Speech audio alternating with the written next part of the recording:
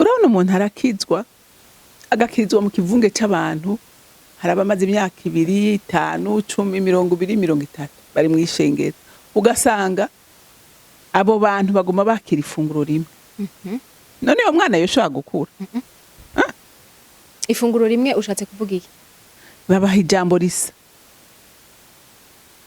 dufate nk'ubu uye nk'akarorero ijambo risa gute nk'ubu uye nka dimanche dufate akarorero ubona ko abakristo benshi baza gusenga dimanche ugasanga ubutumwa batanze nubwo kuri bose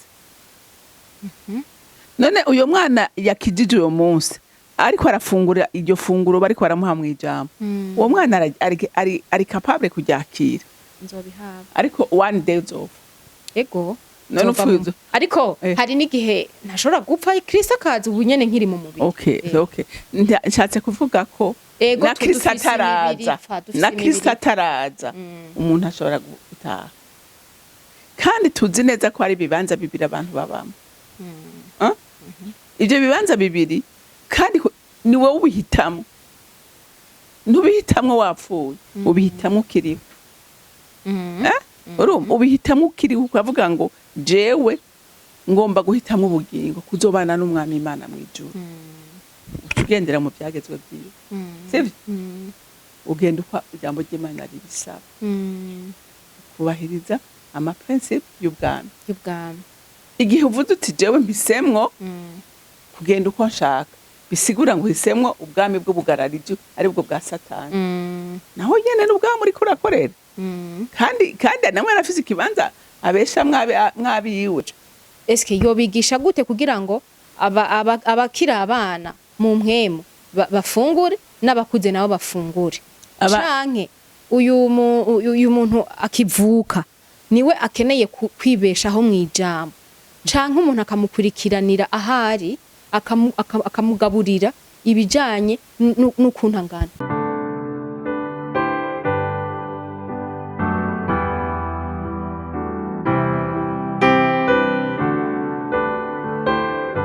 mwaramutse bakunzi ba RITUBWIRANGO TV abamaze gushika mu buzi reka tubifurize ubuzi bwiza ndetse n'umunsi mwiza aho muherereye mwese mudukurikirana kuri CANAAN TV abadukurikirana batari mu gihugu c'u Burundi reka tubahe mwiriwe canke mwaramutse bivanye naho umwe wese aherereye kuri mikron Gsylaine haziyo nkuko musanzwe mu bimenyereye nagenda bagira yuko CANAAN TV turabakunda kandi turabitayeho nukuri tugerageza ibishoka byose kugira ngo tubakorere ibiganiro vyiza tunabibashikirize bimeze neza nuko rero ndi kumwe na Renilde evangelist uko musanzwe mu muzi acisha ubutumwa hano kuri ino TV ya CANAAN nuko rero reka ndamwakire abaramutse kugira ngo twinjire mu kiganiro cacu nyezina mama karibu ego rakoze jidi waramutse neza ego nawe ni sawa ego n'amahoro ndakunzi bacu bo kuri CANAAN TV ndabaramukije nti amahoro ya Kristo abane namwe mwese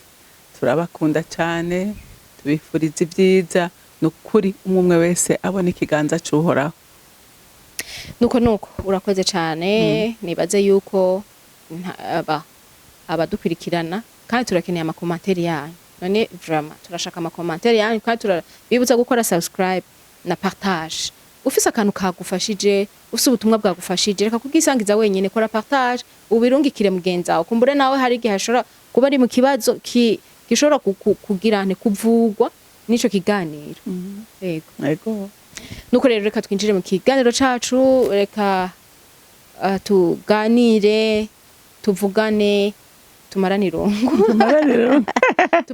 mbega ikiganiro kiracabaho kuri tumaranirungwe ego no kumaranirunga abantu baganira ego vraiment ni sawa natwe no kumaranirungu guterana intege muri urugendo duhuriyamo n'ibintu byinshi ndizera yuko hariho abantu bahora bafashwa baheruka ntibaruze kukwandikira ego hariho n'uwambwiye ngo ndakubarire yuko ngo agushimire nkene ubaza ngo urazi kubaza neza ngo urababariza ibibazo bari bifuza kubaza nukuri merci nubwiye ngo ndabikubwire tuba dukeneye ibintu nk'ivyo nimba tuba hari aho tuba tutakoze neza mukaduhanura yego nimba ari aho twakoze neza mukatwankuhaje kugira ngo ntitumenye yuko tutariko turatamba twirorera nuko rero reka twinjire mu kiganiro cacu cuno munsi kiravuga ngo kubera iki ijambo ritubwira ngo twame twiteguye kuko tutazi umunsi n'isaha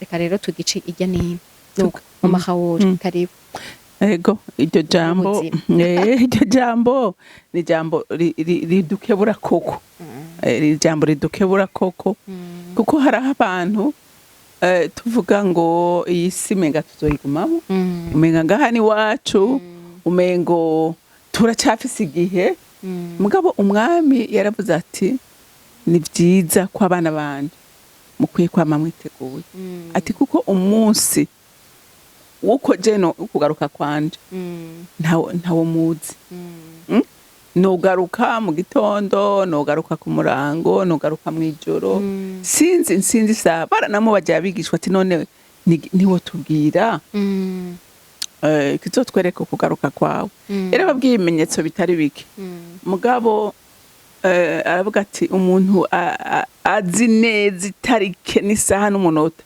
ati ni data wenyene ati na jewe ubwanje ntawo nzi n'abamarayika ntawe bazi rero numva abantu b'Imana abizeye umwami by'ukuri ntidusinzire bisigura yuko gushika ubu Yesu ntazi amasaha ntazi n'umunsi azogaruka oya nawe ntazi data ni wabizi data wenyene ngo ni wabizi rero reka turabe abakobwa umugani Yesu yaciye awuca avuga ku nkumi 10 abakobwa batanu bahagaze neza baguma biteguye baguma baza ati data yozane Yesu yozane jozane najyari bamye biteguye ngo nabandi batanu babaye bifu reka dusome muri Matayo igice ni ca 25 turasoma kuva ku murongo wa mbere dushikane ku murongo w'13 umugani w'inkumi 10 ico gihe ubwami bwo mwijuru buzosa n'inkumi 10 zajanye amatara yazo jija gusanganira umukwe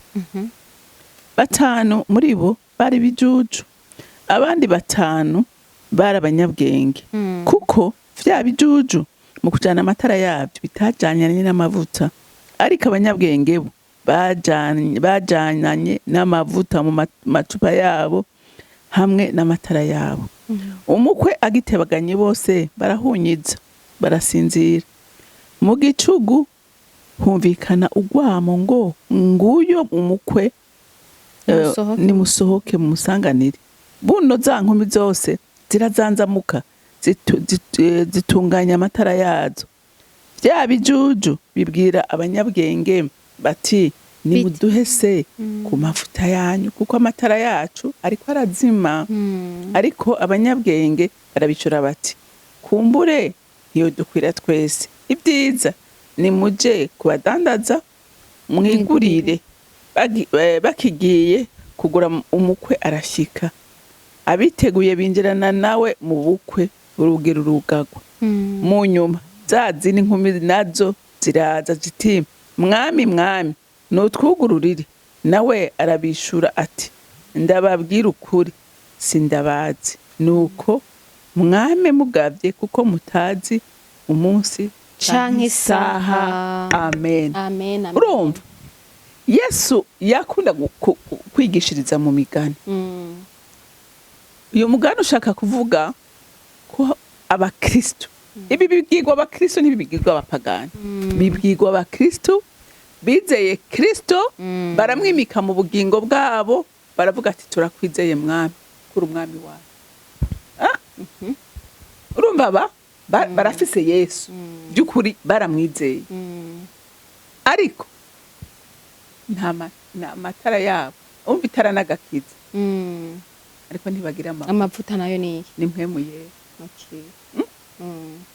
higa nkubwire mpemu yera niwe twahawe niwe twahawe kuko wibuke ko Yesu yigeze kubwira abigishwa biwe ati ndabinginze ntimumve Yerusalemu mutekane ntihagire igikorwa na kimwe muja gukora ntihagire kuko yarazi yuko aba bantu nibasohoka bazohura n'ibicantega aho hanze bazohura n'ibibananiza hama babivemo bagira ati genda mugume hamwe gushikaho data azobaronkera mpwemu yera, azobaronkera ubushobozi. Ati kuko ubwo ni bwabazako nati nta kintu muzosubira gutinya, muzogira guhishurirwa, muzoshira ubwoba, muzoshira amanga, hama mushingire nta izina ryanje. Ngo barage kandi hari hagiye kurindira abantu benshi, mugabo kubera kubona ko mpwemu yera atevye, umwe akavuga ati ndinyabije simbiye aho muri ville ngiye kugura akantu, uwundi akagenda mpwemu yera araza aje ugere yasanze igitigiri cyari gikwiye. Menga hari 70 nawe sinibuka neza, kandi menga hari 172 hasigara bake. Uriko uravyumva? Rero bisigura ngo abakristo benshi twarizeye Imana. Uriko uravyumva? Twarizeye Imana, turizera Kristo, ariko tugumaho. Ariko umuntu atwibutsa ibihaho bigeze. Ni iri jambo dusoma na mpwemu yera riduhishurira kandi tukaryizera.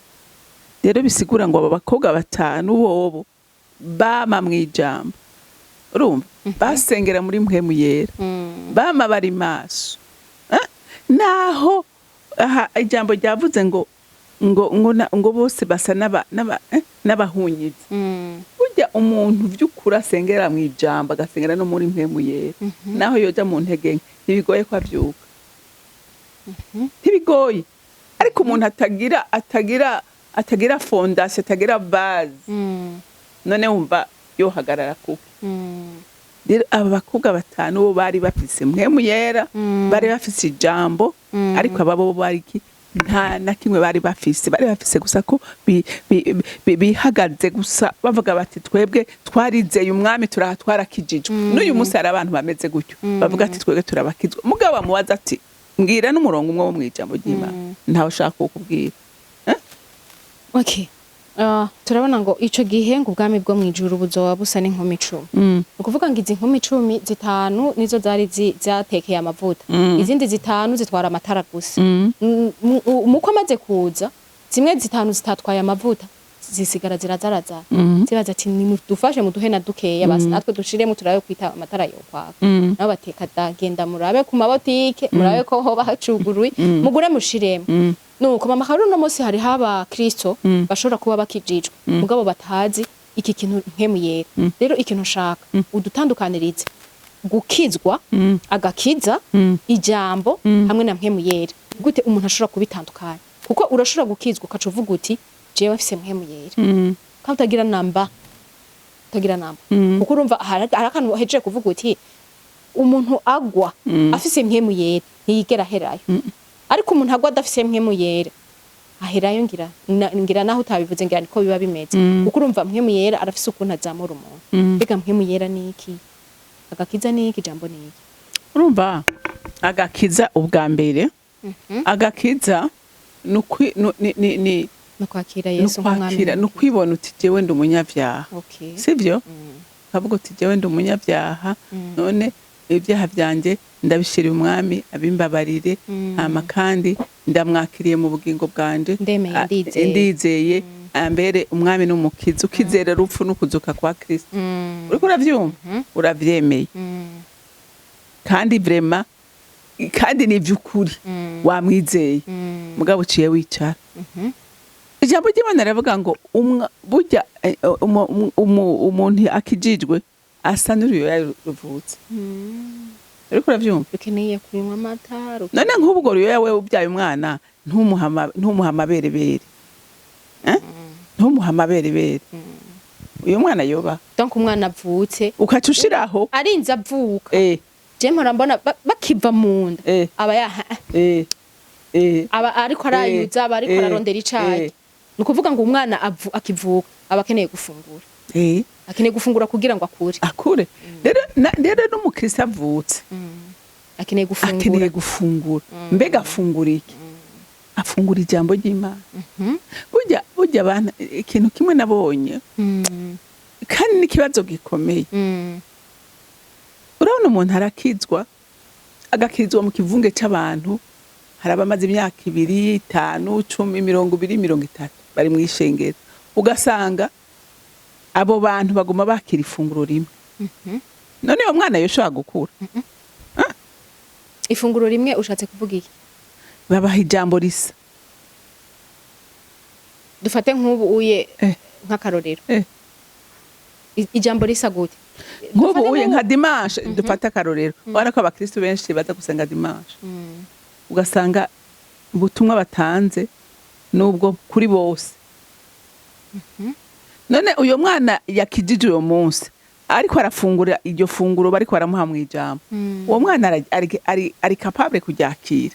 Ese hari ariko arakira, hari ariko araronkamo.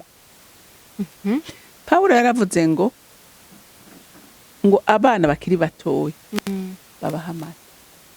Abakuze barya intete. Abakuze barye ibigumi.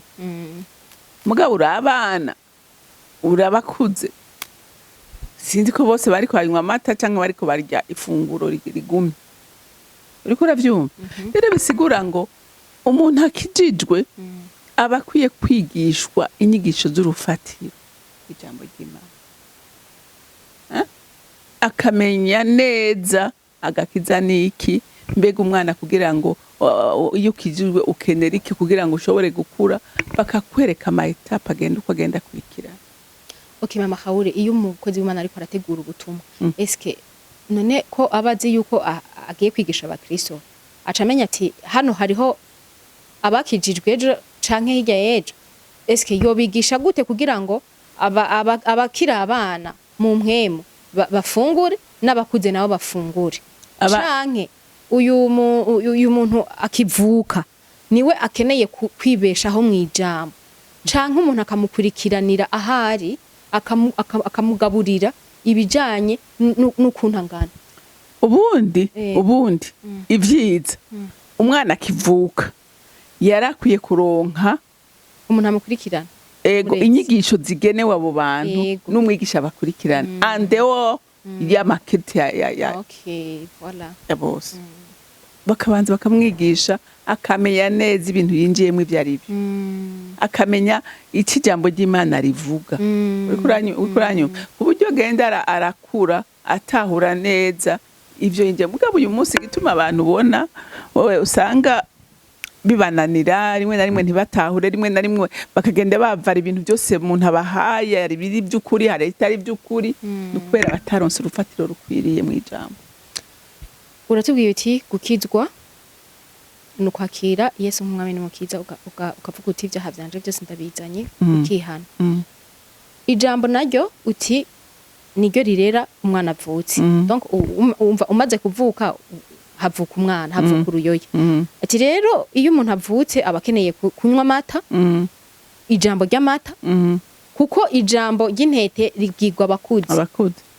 None mpwemu yera nawe ni gute umuntu uvuga uti ndafise mpwemu yera, ubu rero ko nakijijwe mfise ijambo na mpwemu yera ndamufise, mpwemu yera nawe aza gute? Mpwemu yera umunsi wizera Kristo, umunsi wizera Kristo. Reka mbanze ndabisigure neza kugira abantu bavyumve. Urabona umuntu umunsi acumura mu itongo rya Edeni,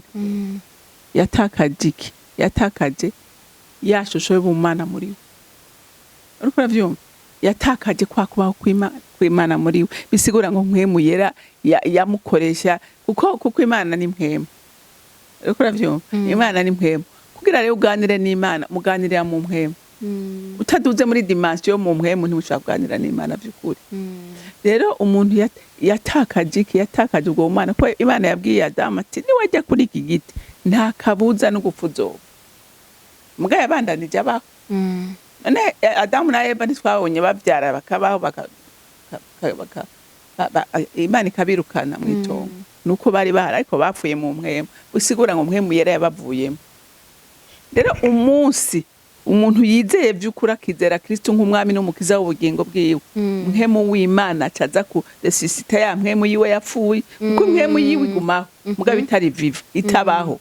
Siko ibesa n'ikiziga kiri mu muntu. Rero ni wacaza kuyivyura mpwemu yera.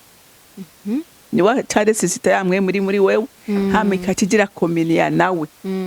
siko rero umunsi rero mwakira ni ukuvuga ko mpwemu yera abatanguye impwemu yawe ibitanguye kuja en action ne iba Yesu yakwakira ubuzima hama rero igituma ikura ni iri jambo rikubwira ngo ugikizwe kubw'urukundo Imana yakunze abari mu isi bose yabahaye ububasha bwo gucika abana b'Imana uriko uravyumva ukumva ngo kubera nakiriye Kristo muri jewe mpindutse umwana w'Imana kandi mpemu w'Imana ataza kubana nanje bagenda bakwereka ingene ngene wahindutse kuba umwana icyabitumye uba umwana kakira bazi kwiriye uriko uravyumva rero mpemu w'Imana acaza kuri wewe rero ukuguma uba mwijambo ukuguma usoma ijambo mpemwera nawe acaguma ariko arayigusigurira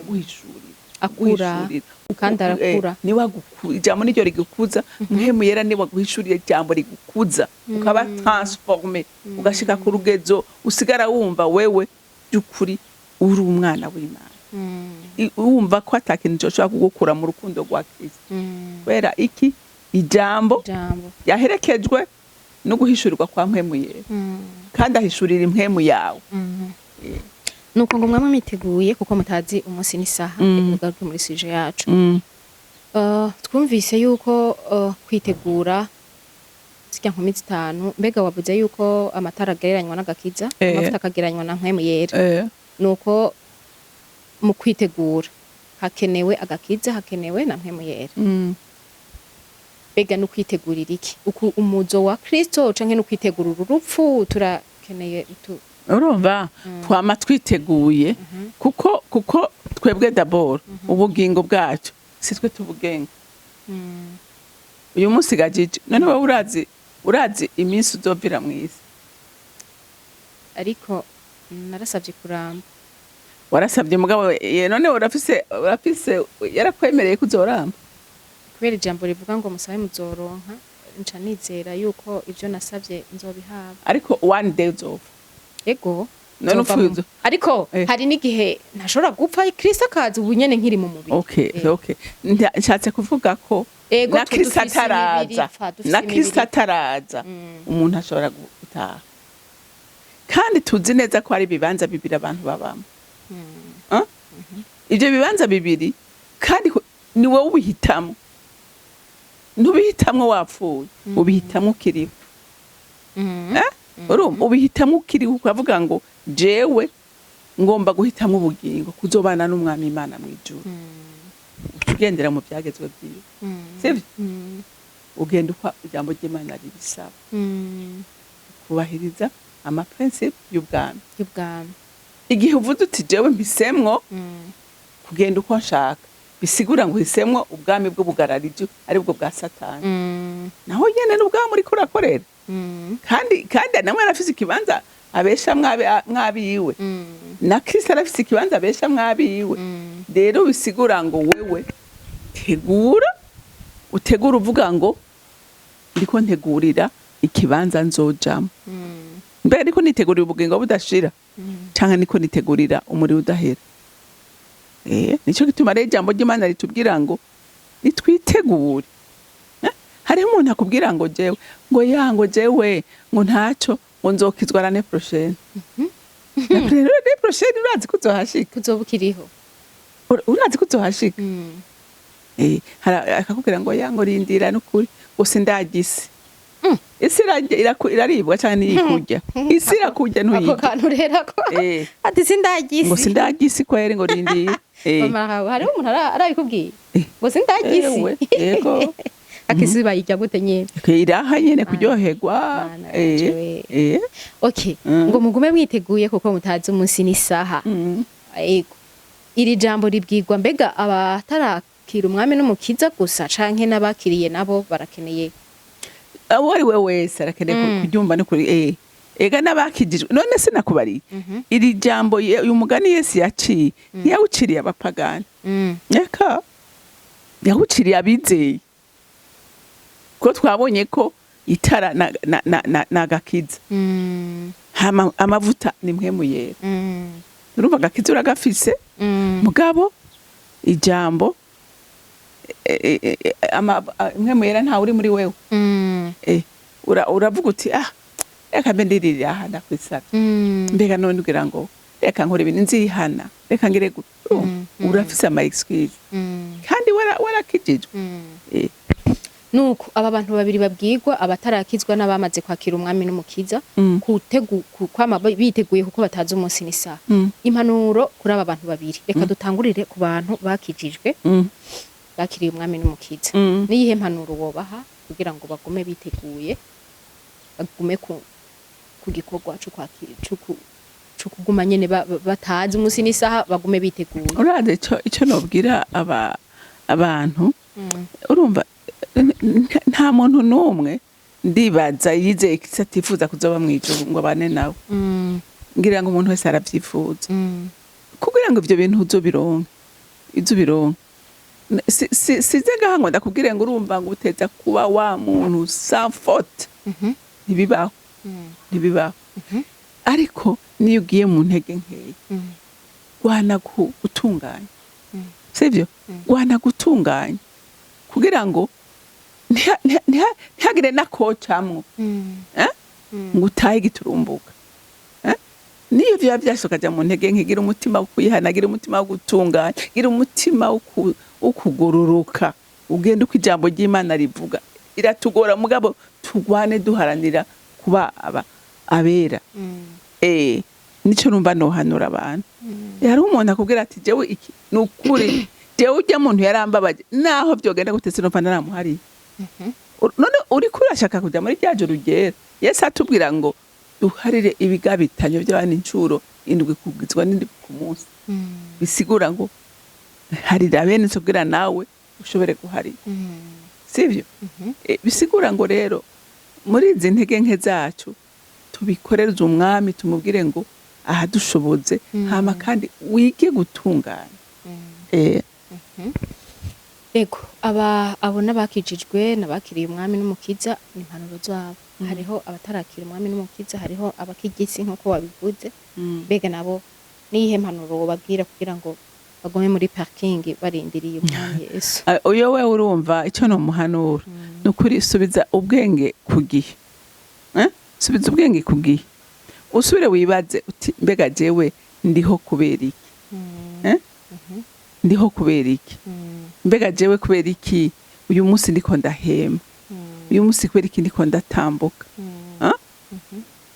mbega ninde akontrola ubuzima bwanje ninde atuma mbaho ninde atuma nshobora gukora ibi nibi ndazi ko uzoshaka kugira ishuri ukamenya ko ari Imana hama ukaca wifuza by'ukuri gukora ivy'Imana gusaba kuko Imana irakubwira ngo jewe sinyenyana n'abantu n'abashize imbere inzira zibiri ni wahitamwe y'ubugingo tuzojana ni wahitamwe y'urupfu sinzogusangayo rero vy'ukuri ba mu rupfu kandi nukuri agakiza kararyoshe muntu w'Imana agakiza kararyoshe hariho umuririmbyi yavuze ngo Yesu araryoshe Yesu amereye neza Yesu aranangaza kandi arankunda Yesu araryoshe arasosa nk'ubuki hari ndivuga ngo asari yanyuki Yesu ni kama asari yanyuki utasikia ni kuvuga ngo Yesu ni nk'ubuki arasosa atumereye neza natwe kukizwa nta bintu nta ruhombo rurimwo nukuri je haramara mvuga nti nayo watajuru ririho noneho ririho nimuyumve ririho ijuru ririho naho ryo baritahari nukuri umuntu akijijwe neza agira ubuzima buryoshye agira ubuzima buri equilibre agira ubuzima bubamwe amahoro nta bintu bikuboha wamana akanyamuneza ndari umuntu yanga akanyamuneza oya ubana n'amahoro n'abantu ibintu bifata siporo ego mu mutwe wa muriro rashimye wego vrema none ko umuntu atoba muri ivyo ari abantu ubona mana ukabara satani yagize imbata mana ukabona nk'umuntu w'umunyacubahiro umunyacubahiro afise uruposte rugera hariya ariko n'umusuma kabuhari nukuri ategereje umunyororo inyuma yo kuva muri iyo poste cyangwa ugasanga yagiye asaba baragosha droite amara yiwe garasanzaza baramuvuga ahantu hose Mana yaraguteye iteka ibintu ugasanga mu rugo ntimwumvikana n'umudamu wawe ntumvikana n'abana kubera amafuta ukora nukuri muri Kristo uranyugwa uranyugwa by'ukuri ari uyu mugabo akakunya ukabona abagore gahewe bafise abagabo bafise amafaranga mugabo ugasanga ahubwo bafise utumariyo ariko nyene umuntu nyene muri Kristo utagira Kristo wamanika inogo wamanika ivide naho yoba agwaye umugabo wawe nivyo bintu mudashobora kubikora Yesu uramubara uti umva nyuzuza ugasigara ivyo bintu ubisudura atani ico bikubwira marinyota Yesu amarinyota abantu bararushe kubera atamenye uburuhukiro Kristo n'uburuhukiro bw'abarushe Kristo ni ihumure ryacu n'agakiza n'umutabazi wacu niwe mahoro niwe munezero niwe byose n'ukuri pe ibi bintu n'ivy'ukuri bidabivuga neruye no bivuga neruye Yesu n'amahoro yacu Yesu n'agakiza kacu nibwo buzima Yesu niwe buzima buryoshe ikibazo ni bimwe navuga baramwizera mugabo ntibashaka kudekuvura uburyohe buri muri we voilà uburyohe buri muri iri jambo kuri muri iri jambo kandi n'ubuzima nabwo buri ngaha hariho abantu bihagarara no ku buhanuzi ugasanga n'ubwo buhanuzi ntibushitse n'abantu babafunga kubandi rimwe na rimwe babahenda kandi naho bwo bari n'ubw'ukuri erega nabwo bushitswa n'iri jambo ijambo n'ibyo rigushitsa ku buhanuzi barabukubwira mugabo n'ijambo ry'Imana rivuga ngo hari abapfuye badashitse mu byasezeranye imufite Imana yabasezeranije kubera bicereza mu ikorosi bisigura ngo n'ukuri gukizwa ni ibintu byiza rero abantu barakizwa mugabo ntibakure je nigeze kubaza abantu nibwira umuntu asoma ijambo buri munsi ugasanga nk'umuntu 100 ntibashikana 10 none umuntu yokura gute ko iyi ariyo mata tunywa iri ariyo funguro iyi ariyo magufa byose biba ukuri kose kuraha none we wumva uzokuzwa niki ko navuze ngo umwana kivuka umushize ngaho ukamuryama ikagije ntumugaburira uno nyene arapfa rero na ya mpwemu yawe yabaresisite ukironka Kristo acinjira muri wewe ya mpwemu yawe igasubira kuvyuka kubera itagaburirwa irasubira ikapfa nukuri irasubira igapfa ego noneho n'umubiri utawugaburira arapfa ugasanga umuntu turone kurya yakitijwe none ko mbona ntari cyahindutse urazi igituma atahindutse nta jambo Mendi majambo ijambo nibwo niko gakiza nizo mfunguro zabakijijwe ijambo niryo ritweza niryo ridutransforma rero abantu nukuri ndabinginga kunda ijambo kunda gusenga n'ubuzima ijambo ni funguro kandi ngo ni itara rimurikira ibirenge byacu ego nuko ijambo rivuga ngo tugume twiteguye kuko tutazi umunsi n'isaha tugume duhagaze turi muri parking kuko tutazi umunsi n'isaha yewe muntu wewe uba ufise umuntu yakubabaje muharire kuko ngo nawe ngo niho uzoharirwa n'umunsi kutazi ibyawe ejo ntumenye ibyawe nico gituma ijambo ritubwiye ngo twame twiteguye kuko tutazi umunsi n'isaha ku bantu bariko baradukurikirana batarakira umwami Yesu Kristo turabahamagarira cyane n'ukuri kwakira Kristo nta ruhombo kwakira Yesu nta maganya kwakira Yesu nibwo buzima ushobora gutuma ubaho neza, ubaho nezerewe, haba mu bikugoye canke mu bikunezera. Niwe atuma wenyene yuko ibintu vyogirane umutima wawe woga umunezerewe. Nuko rero karibu muri Kristo Yesu. CANAAN TV nukuri ahanini ikintu duhaba tuhagazeko nuko twobona abantu bose iyo bava bakagera barakeye umwami Yesu, baramumenye, baramwakiriye, ari wabaganza, ari wabakoresha. Nuko rero reka nshimire mama Haure ikiganiro ciza hereje kudukoresha. Nukuri merci beaucoup. Umwami Yesu aguhezagire kandi akongere n'ayandi masuje menshi n'ibindi biganiro byinshi byo kugira ngo abantu bacu ba CANAAN TV bashobore kugubwa neza, tumarane irungu muri Kristo Yesu. Nuko reka nongere nshimire n'abakunzi ba CANAAN TV, ndabibutse gukora subscribe, ndabibutse gupartage, ndabibutse kugira amakomantere. Tuba dukeneye amakomantere, mutubwire muti nukuri nivyo tugume twiteguye canke sivyo ivyo muvuga sivyo, kugira ngo tumenye yuko muri ko muradukwirikirana. Nuko rero reka ndabifuriza umunsi mwiza n'ibikorwa vyiza bakunzi ba CANAAN TV. Naho ubutaha, bye bye. Urashobora kudusezerera hama turangiriza. Ego turabashimiye akanya mumaranye natwe, Imana ibahezagire. Mwami Yesu turagushima kandi turagushimira urukundo rwawe neza yawe, wavuye mu ijuru atakindi kigukuyeyo, abakuwe no kugira ngo abana b'abantu tubohogwe kandi dutabagwe, bye turaga ubugingo budashira. Kuko umunezero wawe waravuze ko ari kubana n'umwana w'umuntu iteka ryose. None nyaguhoraho ndasenga sengera abazokurikiranira ijambo ngo mpwemu w'Imana abahezagire, mpwemu w'Imana beza batunganya bahingure kandi abahindure bagira inzara n'inyota by'ukuri byo kuba mu ijambo. Kwijambo n'iryo tara rimurikira ibirenge byacu, itara n'iryo ijambo n'iryo funguro rigaburira impwemu yacu igakura igashika ku rugezo rwiza ruhimbara Imana. None nyaguhoraho ukangura imitima y'abantu bawe bahore biteguye ko nituzi umunsi n'isaha kugaruka kwawe. Mwami wanje ndagushimiye kandi ndakunenaje, icubahiro kibi cawe mu izina rya Kristo Yesu senze nizeye kuvyumvise. Amen.